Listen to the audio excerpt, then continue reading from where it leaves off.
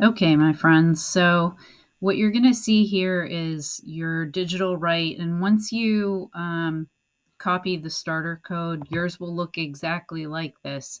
So, essentially, your task is just to write the correct code to make it function in the same way.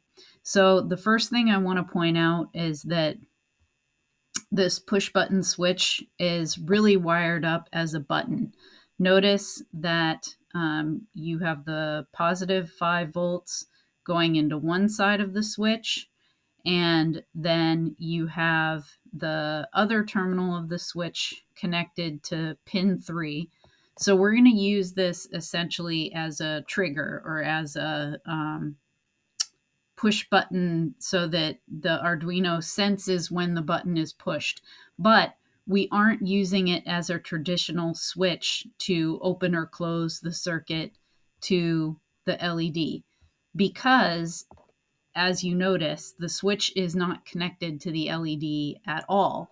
As long as there is a voltage programmed to come out of pin 7, the LED is going to turn on. So your task is essentially to write the code that is going to tell this LED to turn on when the button is pressed, and then tell it to turn off when the button is released or when it is not pressed. So the way that it'll function if you've written your code correctly is this. So I'm going to start the simulation, and you'll see when I'm not pressing the button, the LED is off. But when I press this button, the LED turns on.